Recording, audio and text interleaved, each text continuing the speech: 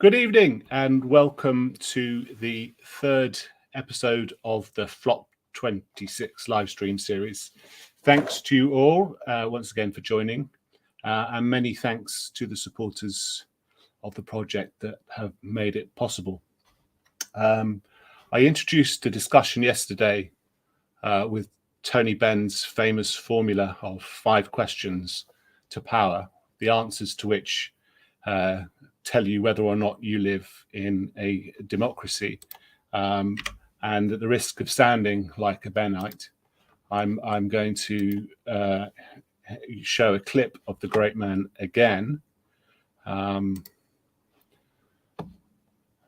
he is talking about the role of fear in politics. See, I think there are 2 ways in which people are controlled.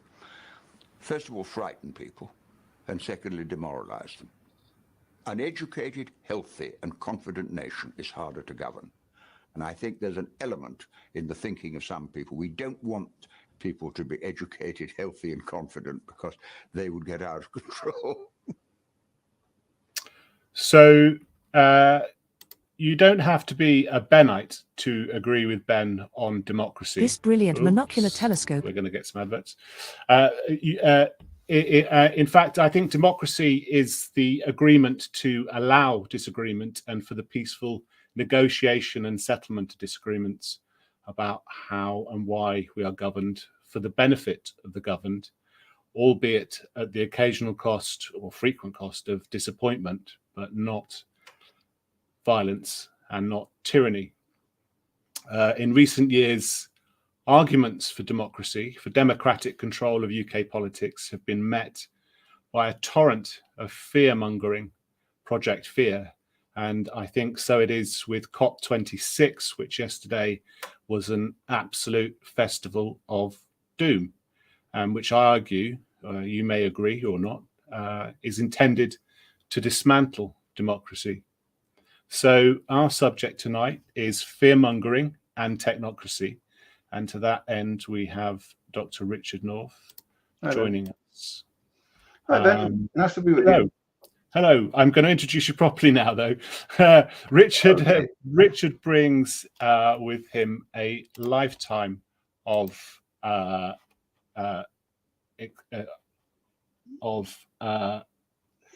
experience in local government, defence, technical and political analyses, which I'm going to not be able to detail in full. Suffice it to say that he was a colleague and friend of the late, great and sorely missed Christopher Booker, and the pair authored one of the definitive books on fear-mongering, Scared to Death from BSE to Coronavirus, Why Scares Are Costing Us the Earth. As an unstoppable critic of the European Union, Richard writes from his blog, now Turbulent Times. It was eureferendum.com. I think we have a shot of that here. No, I'm giving everything away now. There we go. Turbulent Times. And he was one of the conveners of the Harrogate Agenda. I will put all the links to these sites in the description after the stream. The Harrogate Agenda was an argument for the democratic, careful and rational dismantling of Britain's links with the EU. Is that a fair comment? It was actually intended to replace or improve the system once we'd left the EU. We argued that there was no point in leaving the EU if all the powers went straight back to the centre. It had to be given back in a controlled fashion to the people, which of course hasn't happened. And so COP26 is the classic example of that. Right. So can you tell us a bit about your blog as well? I mean, how long's that been going? Well, EU referendum has been going 16 years, virtually non-stop. I only took two days off for open heart surgery and then a day off for a day in prison. But it's been running 7 days a week ever since. But we've now shifted it over, where I write with Peter, my son, on Turbulent Times. And we keep the same discipline up, but with now a wider range of subjects for Turbulent Times, which indeed that's exactly what they are. And at the moment, of course, we're writing a great deal on climate change and covering COP quite closely. It was essential reading throughout the referendum for the last five years. It's been stellar. But Thank you. bringing it back to today, and I'm going through this. There was I have a picture from one of your blog posts here. I'm giving away the whole story. No. There was a picture of where's your post on the G20 meeting? Is that today? That's 1st November. So that's Monday. Here we are. Right. I'm sorry about that, viewers. Here we go. Now, what I think is interesting about this blog post is the picture. And this is to really remind us of what's being discussed here. This is an immense display of opulence. Oh, sorry, the viewers can't see it. Right, here we go. Right. There we can see the table at the G20. Is that right? And we've got Boris Johnson, Gary Johnson, Emmanuel Macron, Joe Biden, and Prince Charles, amongst many others, all really enjoying themselves at what looks like it's going to be a banquet. So I think people probably do go on too much about hypocrisy in the current debate, but it shouldn't stop there. The fact is, this extraordinary profligacy should remind us that when powerful people meet, it's not necessarily in our interests, is it? Well, it's the optics. People in high places have grand banquets in grand palaces, and this is indeed in the palace. But the mood's changed, the situation's changed. These same people, or some of them, immediately jetted off in their private jets to Glasgow, where en route and in Glasgow are now telling us we must wear hair shirts and cut out meat and do all sorts of things which will curtail our lifestyle, while at the same time they're living high on the hog. Now, there's no self-awareness there. If they are going to demand extreme sacrifice, and believe it or not, net zero does amount to very substantial sacrifice, then they have to show an example. And they're not. Their attitude to us is very much us and them. You know, what applies to you plebs doesn't apply to us. We can we can have carbon signatures a mile wide, but you plebs must walk to work. You must get buses. You must turn down your central heating if you are lucky enough to have any after net zero is finished. You must make all the sacrifices, but we must live high on the hog in absolute comfort, untouched by the policies we demand apply to you. It's not acceptable at any way or fashion. It's just not.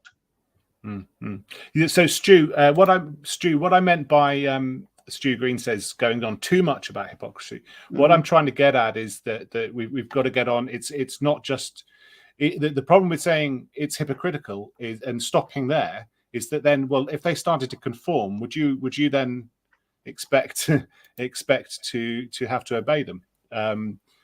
So we need to get on. It's almost their hypocrisy is deliberate. It's almost intended to say, as Richard has just said, one rule for us, another rule for you. So during the war, when there was rationing, the royal family made a great show, and I'm sure it was genuine, of confining their own diet to the same as the public ration.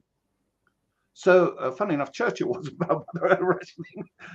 He never was. But the royal family did stick to the rationing.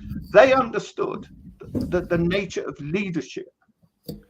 And if you are going to ask the people to make sacrifices, you must set an example.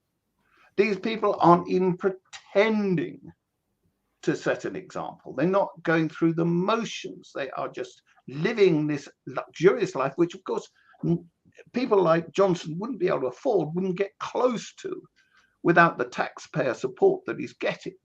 He's living a rich man. He's living the style of a multimillionaire on the backs of the taxpayer, who he's turning around and saying, sorry, I'm not even sorry, I'm going to impoverish you, and I'm going to insist that you change your lifestyle. It's not good enough. This does not work, and it will not work. All it's doing is building up resentment. So on the subject of resentment, here we have a very good idea, I think, that's been kicked off in the last couple of days, and which I would like to encourage all of the viewers to go and sign. It was one of your colleagues that authored this. Is that right, Richard? Yeah, Neil Warry, he's director of the Harrogate Agenda, so he keeps the home fires burning, so to speak. And yes, he put it up. We worked on it together to get it up. For a small group with little publicity and no support from the general media, I think we've done incredibly well. This is day 6, and we've done 6,000 signatures. Nice and steady. I'm hoping it's going to pick up. We've got a big target to meet. First 10,000 when we will force a response from the government. And if we get 100,000, then we get a debate, which, if we judge it correctly and get enough support, will actually, I hope, set this whole agenda on fire. That's right. So it has caught the attention of the media pretty quickly, or whether or not they credited you guys with it. And I think there was another poll that suggested that most people believe there should be a referendum. And now we hear today, just a couple of hours ago, if I can find the tab, here we have Boris talking about the referendum. This is a couple of minutes, but I think it's worth our listening to it.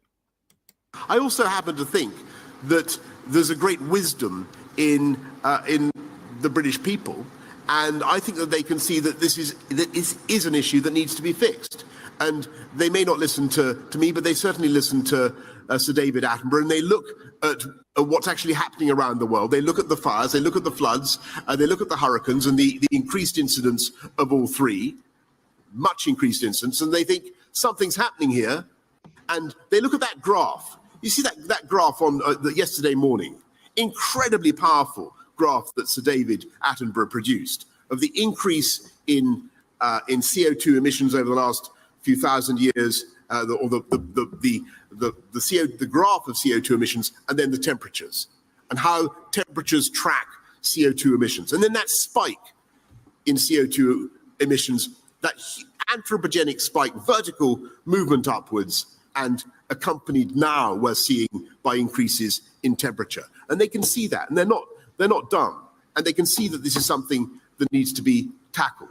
And we will tackle it by creating many hundreds of thousands of high-wage, high-skilled jobs in green technology. And in the Green Industrial Revolution plan alone, there are plans for 440,000 more jobs in all sorts of things, from battery technology to wind farms and many other things. So the economy is going this way. I think it's a good thing, and we can use this moment to trigger a greater growth and greater prosperity, but do it in a green way. And I do think people get that. And as for your brilliant suggestion of a referendum, Mesa, I think this country's probably had enough referendums to be going on with for a while. That's my general view on the matter. Anyway. So anyway, I think was the about the most meaningful part of that discussion from Boris. But he seems to have ruled it out. But by ruling, it's never as simple as ruling something out in politics, is it? No. When you rule something out, you often raise the possibility. Well, our petition went up within minutes, another 200 signatures. So it's the best news we've had from him. The man is, we know, he's probably the only prime minister, certainly in recent history, where you can actually call him a congenital liar up front and put it in writing and have no fear of being taken to the courts. The man is a liar. As Pizer said on your first, Benny Pizer said on your first broadcast, nobody trusts a damn word he says.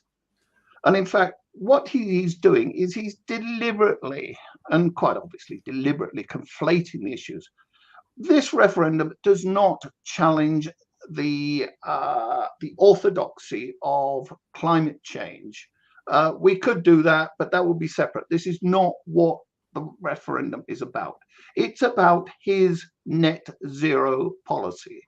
This is the man that wants to move in and close down the domestic gas supply and take out 90% of the heating provision in private housing. 90% of people rely on gas boilers for their heating. He wants to close that down, substitute the heat pumps at enormous cost, anything between 10, 15, 20,000 quid. For most, at least half of the population, half of the British housing stock, they will not work, they cannot work, they will not provide the necessary heat, and they will most certainly not provide sufficient hot water. But at enormous cost, he will force us into this position by a various coercion, devious taxation, and other measures for a reduction, a supposed reduction in CO2 levels of, get this, 0.0022. You have to go to 2 places of decimals before you get a whole figure. That is not even measurable. So he would tear out the heart of domesticity for the sake of something you can't even measure. See, he won't even let him. I mean, it would give him the democratic legitimacy essentially, and he's not even prepared to. He thinks the British people support him, but he's not even prepared to test their commitments to it. This is Mr. Brexit. This is the man that stood up and said, we, must have this referendum. We must win this referendum. Yet when it comes to his policy, oh no, suddenly the great Democrats not interested. But he himself has said that the success or otherwise of his net zero policy depends on the wholehearted cooperation of the British public.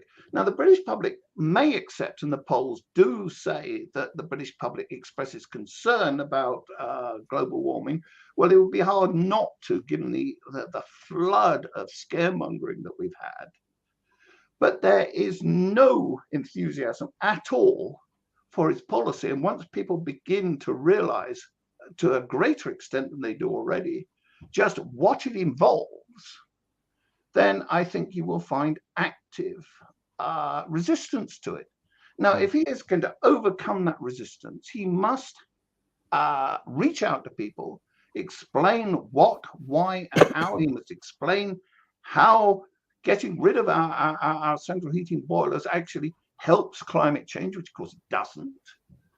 But if he cannot make his case openly and then put it to the test, then he's nowhere. It's not going to happen. He himself is destroying his own policy by rejecting the idea of a referendum. So, yeah, and he thinks he can just dangle David Attenborough in front of the public, and that they're going to cough up more than a couple of quid a week. I mean, I think people probably would if it's a couple of quid a week. But when as soon as it gets into the thousands and the tens of thousands, and heaven forfend the hundreds of thousands, then that's going to be a complete. You can't con people with a national treasure at that level of.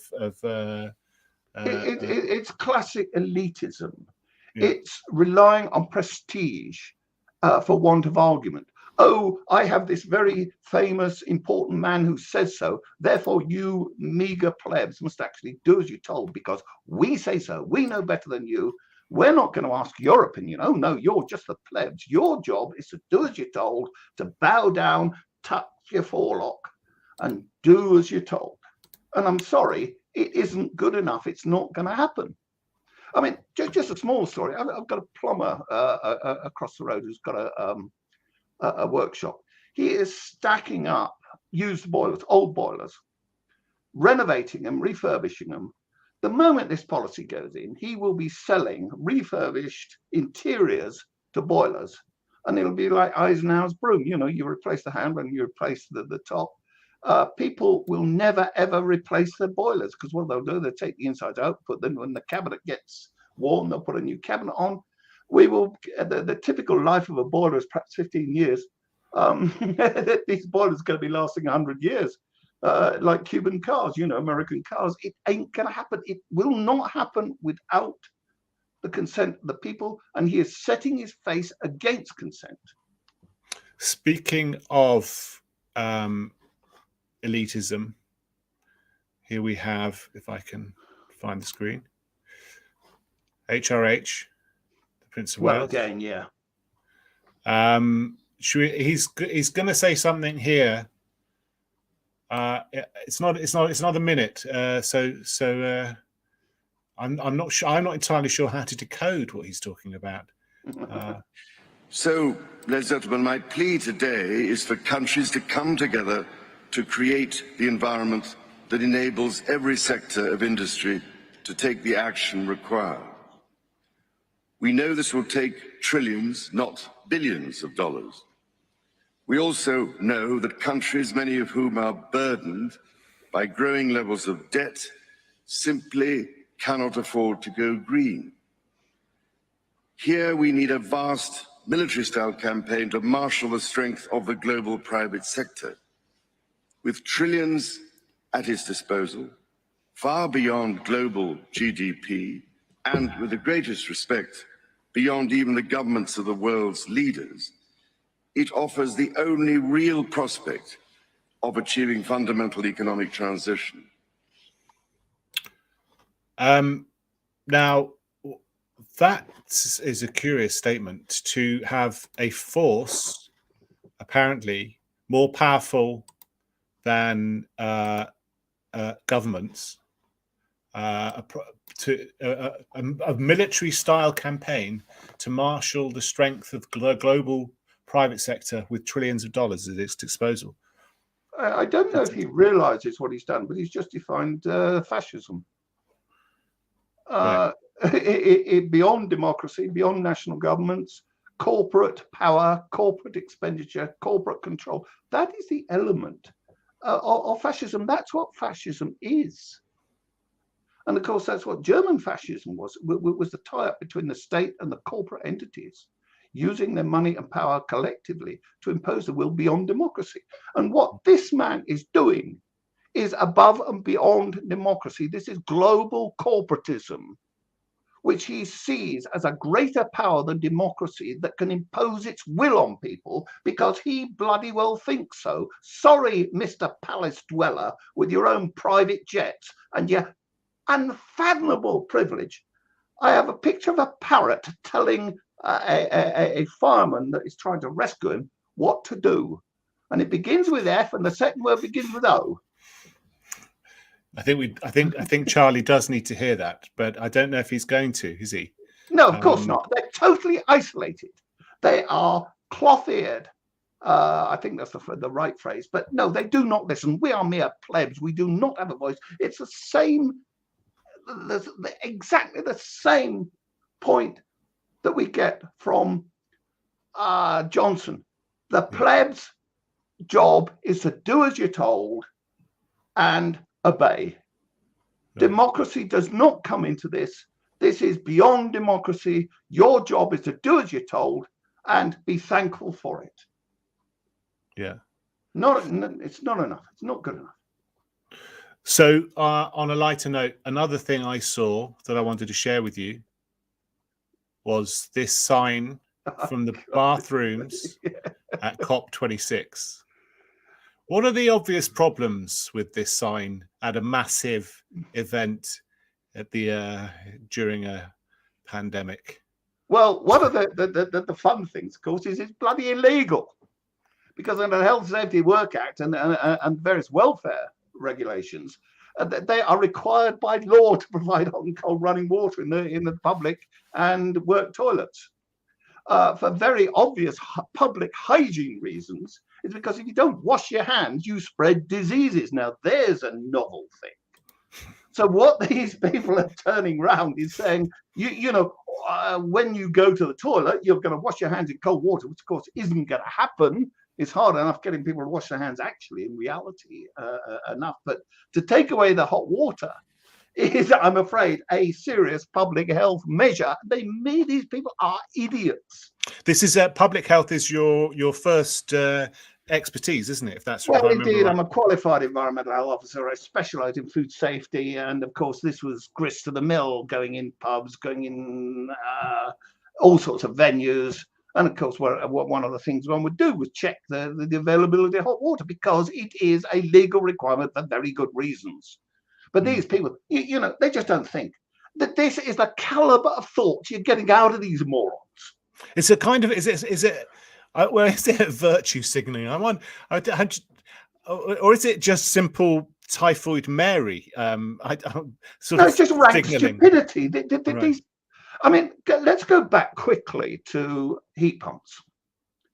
I read a Greenpeace document, very sneery about the British, who were behind the curve because all these continentals were way ahead of us, with thousands of heat pumps, and we only had a couple, the sort of thing. Well, there's a reason why in England and Scotland and Northern Ireland we don't have heat pumps, because heat pumps are a slow build up of heat. We have, strangely enough, a different climate from continental climate. There is such a thing known as a continental climate, which is different from an island climate. We have things called rain and damp, and we have cold, damp winters. The big problem, and I'm back to my public health experience in housing, is dampness. And if you close up houses and get them nice and toasty with no ventilation during the winter, you end up with them ringing with dampness. So we do not use heat pump style heating. We like to have lots of ventilation and then quick bursts of heat, which is ideal for a gas boiler. It does not work with with heat pumps. And there we have these idiots who absolutely have no grounding in reality, telling us how we should behave and why we should behave. And then we get, it's the same wellspring of stupidity that turns off the hot water in a public venue where it's an absolute hygiene and public health measure. These people are bloody dangerous fools. Speaking of dampness and poor decision making, we have one of the things that I remember most from your blog, because I was trying to write and make sense about it, and it really spoke to the depth that you have brought to these debates, is the issue of flooding in the southwest. Oh yeah. Which which you identified, because this is a whole other order of magnitude of issue, isn't it? That actually it seemed to be deliberate policy to flood thousands of acres of land that people lived on. Well, that's exactly what it was. I mean, it was our friends the Greens in their various. It was partly the Bird Charity. I've forgotten this name. They bought a plot of land in the middle of the levels, which they wanted to return to nature, and it was to meet an EU quota for bringing back wetlands. Now, the weather forecast for the long-range weather forecast for the winter suggested it was going to be dry. So they flooded a block of land quite deliberately and unknowingly created what's known as a hydraulic block. So when it did actually rain, and rain quite heavily, but not unusually heavily by any means, what happened is this flooded area created a hydraulic block, stopped the water from coming off the hills, the Malverns, stopped it escaping into the drains and evacuating, and built up to a flood situation. These were wholly man-made floods. And of course, we've had heavier rains since, we've had no floods. And before that, we hadn't had any floods for decades. These were wholly created for that very reason. Again, this stupidity of people who do things without knowing what they're doing for reasons which are wholly unconnected with reality. And that, if you like, I've just described the Green Movement. Right. I think this is true of the coasts too, isn't it? There's more of a tendency to believe that the best thing to do is to let nature take its course, and whatever that means, despite the fact that often these landscapes are thousands of years in their creation by people's hands. Well, it's called managed retreat, and yeah, the idea is you let nature take its course. I mean, this again is leaving reality trailing behind. That the whole of the UK is a managed landscape. The UK exists as a nation because it has been tailored, manicured, and changed by human interaction with nature. And, you know, they're so happy to beat us with a stick. There are more trees in England at the moment than they were during Robin Hood's time. You know, trees are far more prevalent now than they have been in absolute centuries. We are actually quite good custodians of the environment. We were the first ever country in the world to have a public health act which addressed the sewerage of cities. We had public health law, environmental health law as it now becomes, it's the same wellspring, before many nations in Europe were even nations. We've been ahead of the game on infectious disease, on environmental control, on clean air acts, and any number of environmental measures. And all right, we've slipped and slide occasionally. And I mean, one of the big problems, of course, environmental problems, which needs a lot of money addressed to it, is the way they're dealing with sewage and the national, the private water companies. But while we're frittering away money on getting rid of perfectly good boilers and putting in ridiculously expensive, inefficient heat pumps, we could be spending that money on real environmental improvements. But that's not the game. The game's control. The game is moving in there to dictate their will. They're not interested in the environment. They're not interested in people. They're not interested in our welfare. It's about them. Right. So yeah. So briefly, what's going on in the picture that you can see on the screen? What and then I'll come back to some of the other points you raised there. Well, that was an illustration of how, because of the influence of the Environment Agency and the misreading of the law, they basically put a clamp down on dredging, whereas in fact they'd actually misread the law. That they believed that the law actually prevented them from carrying out routine dredging because of the difficulty in disposing of the soil. They could have done it, but they decided not to. And of course, that meant that that's the River Parrett. And once we got this onrush of water building up because of the hydraulic block, it couldn't escape at the rate necessary to disperse the floods. And of course, the river topped, and there's a pub in the corner where I had lunch there with my son when the river was actually just inches from the top on that side. And this again was the sort of ineptness of the authorities, who just had ceased to do their job. They're too busy faffing around with peripheral things. You know, this has been a managed environment since the Middle Ages. And people have learned over the centuries how to manage it. And suddenly you get this new breed of environmentalists who know everything there is to know about everything except how to do their own job. And so the result was flooding the levels. This is the heart of, I think, the topic yes. that we wanted to talk about, because and that is why we should object to this stuff. And people are very confused about why anyone would challenge what science says, or or want to take apart the idea that technocrats have of themselves and the supporters of technocracies, or even sort of conventional or more or less conventional bureaucracies, and to challenge their claim that they're in possession of the facts and that they've excluded ideological or financial interests. But this kind of research that you've done, it sort of challenges that notion, doesn't it? I mean, I mean, we can think of plenty of other examples, but this, I'm just using this as an epitome.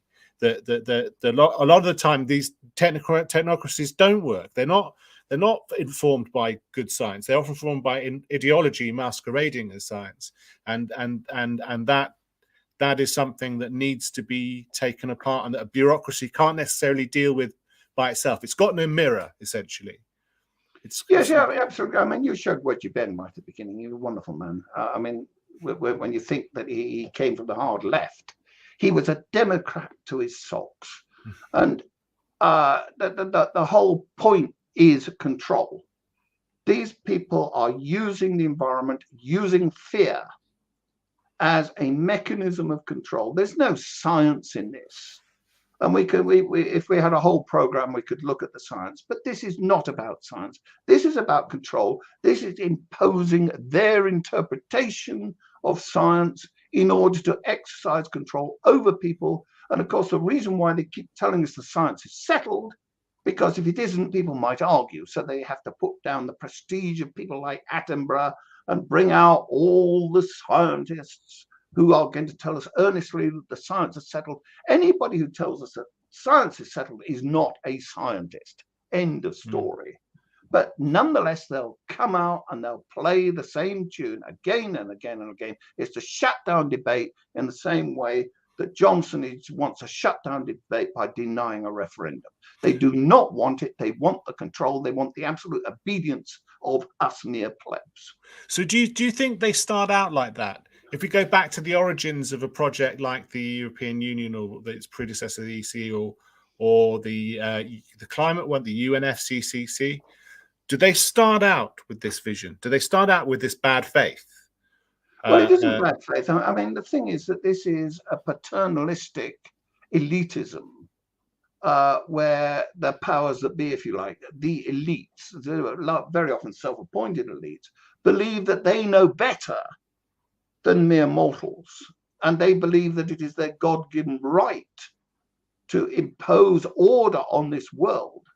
And of course, democracy is one of these irritating things that gets in the way. So that they gradually drift towards absolutism and towards eventually you end up with a completely totalitarian society, because the people cannot be allowed to interfere with the great vision. And yes, that was the EU. That was Monet's vision. And when he tried to do it overtly and it failed with his own constitution in 1950, he went undercover and he actually disguised trade and trade harmonization as a means of achieving political unity, knowing full well that if he'd been open with the agenda, nobody would have accepted it. So he goes underground. This is what these people are doing. What they will end up with is total totalitarian control of the nation under the guise of harnessing the common weal towards this great God, climate change. Right. So you, I mean, you mentioned there that there were possibilities of something better in the big. So is there a possibility of a good bureaucracy and a bad? How do you? A lot of these things, a lot of these services are kind of important. I mean, you've got to have the picture of the bridge there that we're talking about. I mean, that needs some form of regulation since the landscape is engineered. So how do we begin to construct or require political institutions to have that capacity so that criticisms like yours can be presented to them and so on and so forth? Well, reinstating some of the stuff we had. I mean, as a very newly qualified district inspector, I would be sitting in my office in a rural backwater, in the council offices, that is, and I could look up from my desk, and standing there would be a councillor, unpaid local councillor, who'd be saying, Mrs. So-and-so asked you to do a visit last week and you haven't been to see her yet. What are you doing? And a decade or so later, I went to see one of my friends who had become a director of environmental health in one of the northern cities. And to get there, you had to have a swipe card, and you have to have an appointment, and you have to have an escort into the building.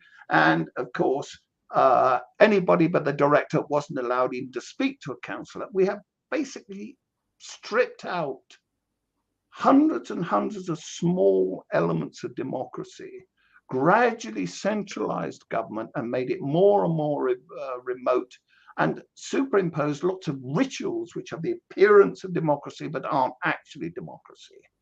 And of course, while we were progressing towards democracy, we've never as a nation seriously been a democracy. And if we look elsewhere to places like Switzerland, where the fact of referendums controls the executive, we need to build that in. But of course, the very thing that Johnson frightens Johnson, even, you could say, the last thing on earth he wants is for the people to have a say in this matter. This would destroy all his plans and all his capabilities. But the people must have the power to dictate and determine their own future. So there's a kind of system in that, isn't there? Or sort of, a sort of perfect storm in that. Once the institutions or the mechanisms of a democracy, as they bring people together with bureaucracies, as that distance grows, the politicians are going to have to shout louder about stuff. Oh yes, yeah. And that's what I discussed this with. I was on the radio this morning, and I suggested this is what's going on. That it's such a remote, such an elite form of politics that just lives in such la-la land, that the only kind of conversation it can have is shouting about the end of the world from on high. Yeah. And that's obviously fear mongering. But I wonder, does that like a flood, like their projects, like their anti-engineering projects, does that have to run its natural course, or can we rescue it? Can we stop them? Can we bring it back? I think they have an opportunity which they're not going to take. Basically, if they had any self-awareness, they would look at the way this country is deteriorating and say, we must do something about this. But they're not going to. So I think the end game, it'll take years. And the one thing I've learned about politics is everything takes so much longer than you think it might.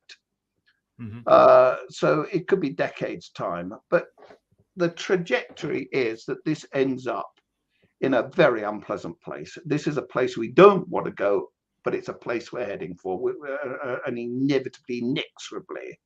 If they maintain this doctrinaire, anti-democratic mode of government, then we've seen it throughout history. The end is tanks in the streets and public disorder. Well, that's the point I always made about net zero. In that the moment they announced I think, I'm pretty sure it was the arrival of the likes of Extinction Rebellion that sort of motivated the government to, in a performative way, not in a real way. There was no real political pressure there. In a performative way to get the climate change committee, the climate assembly together, and to announce net zero. And as soon as net zero was achieved, they said, "Oh, it's not good enough to have net." The protesters said it's not good enough to have net zero by 2050. It has to be by 2025. Now, I can't think of a precedent for such a removal of people's quality of life in history that didn't involve tanks and guns on the streets pointed at citizens, and so it's almost as if they came up with this ludicrous idea to make 2050 look sensible. But if I'm right about what enforcing net zero within the next 3 years would look like, then the severity of that political agenda, the draconian agenda, is only ameliorated to a certain extent. And there's going to be, how much softer can it be if you take 30 years to do it rather than 3? It's going to have a series of crunch points that are going to undermine faith in institutions and government as things go on. But is this just am I being bleak here?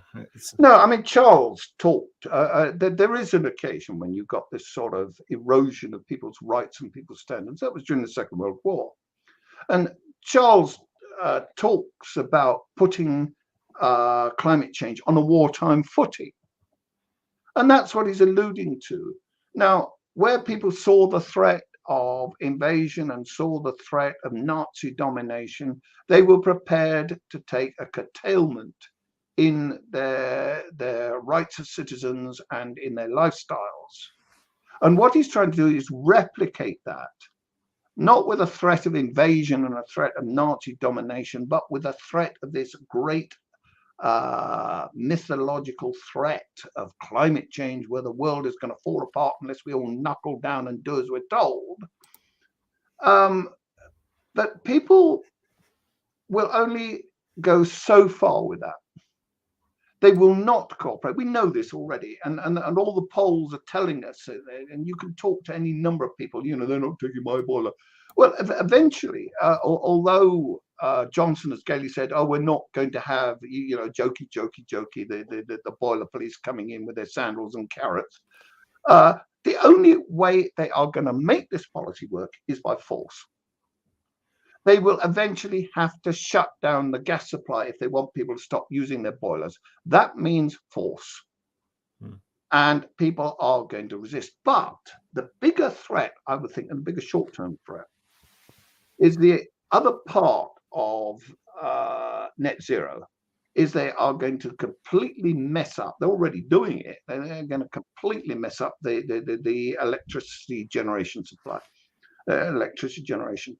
Now, the way they're going about it is for technical reasons, quite complex technical reasons. They will destabilize the grid. I've just put up, because you sent me a link earlier. Yeah, which is the national grid. I mean, you can see from this that we've got a very interesting problem. Today's grid, they're actually thrashing out coal.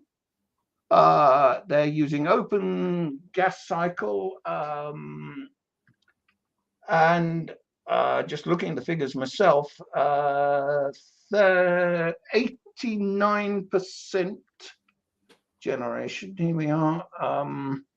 Fossil fuels are at the moment providing 57.6 of our actual supply.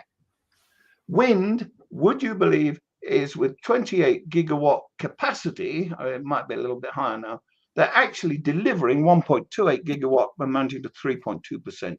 There's as much coal-fired electricity at this moment as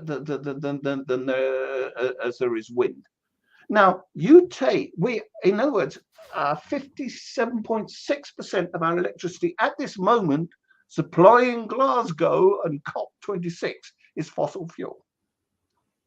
And if you take fossil fuel out of the equation, the offshore wind industry, the wind industry, has already said that it cannot actually make up the balance, can't do it. And even if it could, when we have very low wind days like today, which will run through in tomorrow, you are completely stuffed. They cannot get enough nuclear in. It takes 10 to 15 years to get nuclear in. They're talking about decarbonizing the grid by 2035. But if you have a high proportion of intermittent renewables, the grid becomes destable. and you cannot manage the grid. So you end up, and nobody's actually ever tried this. We are in such unknown territory that they don't even know where the threshold is. They know at some point, as you increase the proportion of intermittent renewables, that you destabilize the grid. There are methods, untried methods of circumventing that, but they know at a level, but an unknown level, that it will no longer work.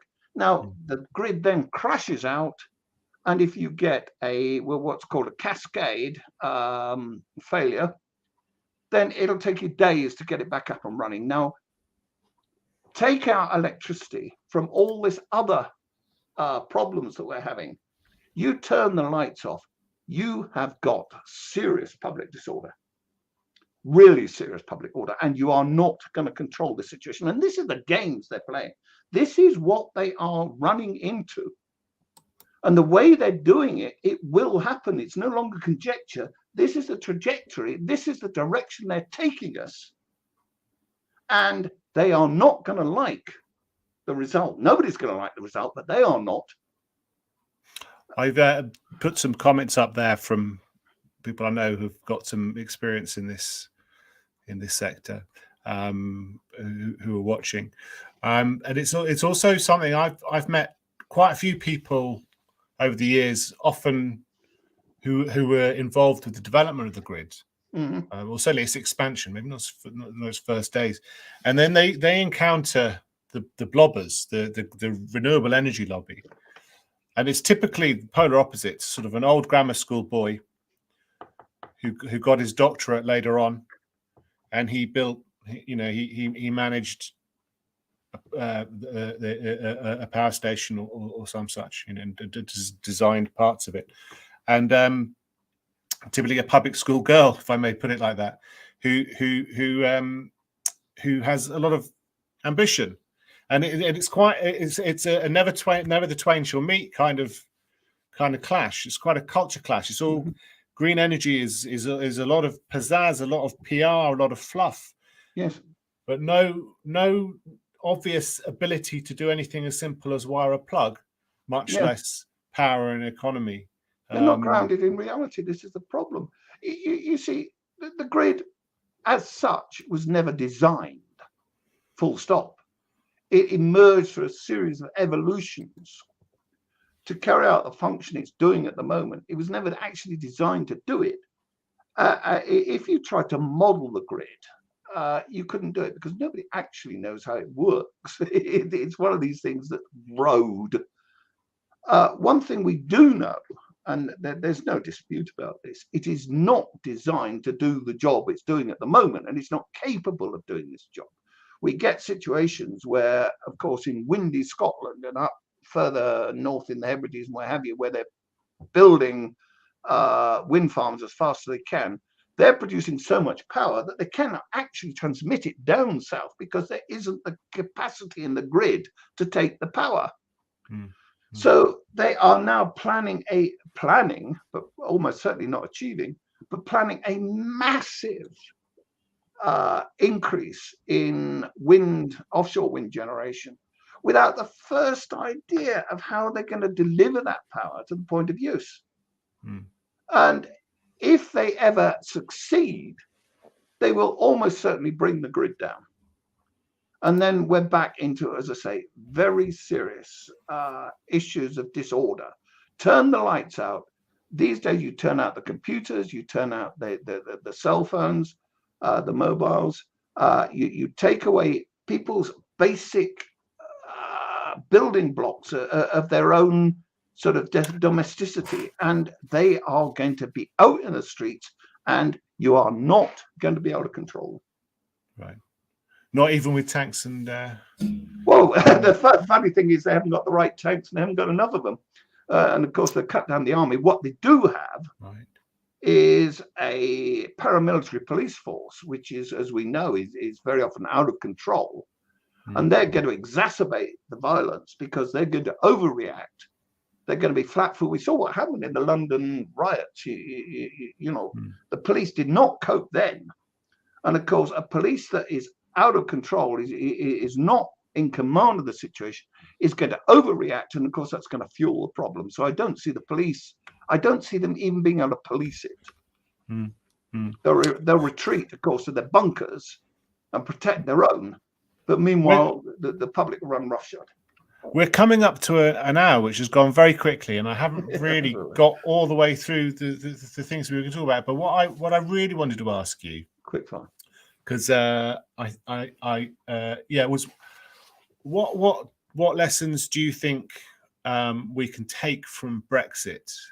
From our experiences with Leave, anyway. I think most of us maybe Leavers. I hope I'm not taking any of the listeners for granted here as Leavers, but either way, even if you are a Remainer, you're probably listening because you believe that the COP26 process should be criticised. So yeah, what lessons can we take from the Brexit campaigns? Well, Brexit is the campaign and Brexit, of course, two different things. I don't think we need to dwell on the campaign, which was appallingly managed. But Brexit, I think, is unfinished business. If you were to stop it now, you would say it was a failure. And it's a failure because what's happened is we've transferred powers from Brussels. So Rich, let me stop you. Yeah. So I know I am sort of talking about the campaigns. So I don't. You don't. Okay. You don't need to. I mean, you don't need to. I think we just talk about the lessons, not necessarily about the history. Mm-hmm. Because I think I think unlike Brexit, we could probably now at the moment just say finito to net zero, repeal the Climate Change Act, and pay no further attention to the UNFCCC process. We could just, which is what Trump tried to do before he lost the election or whatever. But obviously that's going to get harder the more we get drawn into the UNFCCC process, because it is analogous in some way to the EU, isn't it? But well, the thing about the EU is that there was the Europhiles would always tell us, you know, we've got to be at the top table. But in fact, I've always, for many, many years, argued that the EU wasn't top table. We have this further layer of globalization. The UN bodies actually cap the EU, and they largely instruct the EU as to what they do, what they should do. The EU then sort of processes global law of globalization measures and turns it into, or processes it into regional law, which then we adopt from there. Getting rid of the EU is getting rid of the middleman, and now exposed in all its nature is we're now up at COP with the global power of the UN instructing us directly. And there is Johnson in the middle of this, actually making a treaty, because this is what COP is all about. It's reaching an international agreement that by any name is a treaty. And he will come back to Westminster and he will say, I've got this deal. He will not use the word treaty. We will not get a chance to ratify it as people. We will, and then it will become international law imposed on us. I get the feeling as well, not in a necessarily literal sense, that the renewed passion for net zero and for the UNFCCC process, for COPs and everything, is almost a consequence, a sort of a desire to punish people for Brexit and for Trump. That the events of 2016 sent such a shockwave through global society. Well, not just even that there was a sort of a desire for revenge on behalf of those forces. I'm putting it too strongly, perhaps, in terms of emotional language with respect to revenge, but there's certainly some kind of reaction, it seems to me, to that assertion of democracy. It's certainly a way, if you like, before we joined the EEC, as it was then, we had the disaster at Suez, and we had that sort of famous saw that Britain has lost an empire and hasn't discovered a role. Some of that problem was resolved by joining the EU. Now we've left the EU, we're back, you know, with unfinished business again. We're a country without a role. By getting into the climate change process at UN level, we're back at the top table, and we can feel part of the international continuum, a place we would have lost from the EU. We're now reasserting and regaining it. So this is Johnson's bid for power and glory, back at a place at the top table that he was at risk of losing because we've left the EU. Right. That's a very interesting point, isn't it? That he didn't want to see the spirit of Brexit really carried through to a democratic UK. It was a coronation, an opportunity for a bigger coronation for him. Is that kind of? Yeah, I mean, this is the man whose childhood ambition was to be world king. He's forgotten that he's a prime minister of the United Kingdom. He's now playing out his fantasy as world king. He's now communing with exactly the same people that he would have done when he was in the EU, but this time he can do it as the great Johnson. But sitting around with van der Leyen and sitting around with Macron and all the rest, you know, playing out his global role to his own greater glory, and by God, he must feel good about it. Yeah, right. Well, look, thank you for talking to me. It's been a fascinating hour, and I hope we'll manage to stay in touch and maybe do this again at some point. Unless we have our referendum next week, on which point we've had a couple of hundred have signed up, I think. Wow. Yeah. All right. Yeah, we're doing okay. Thank you. So thanks very much for joining. I will put all the links to the points discussed in due course when YouTube allows and it stops being shonky. Thanks to Richard again. Thanks everyone for watching, and thanks of course. Oops, I'm going to get this right. Thanks of course to all of these supporters who've made everything possible. Tomorrow we're hoping to have a discussion on ClimateGate or science in the wake of ClimateGate with Stephen McIntyre, David Whitehouse, and Andrew Montford. So please tune in then, probably about the same time, 8 o'clock. Look on my Twitter feed for the link.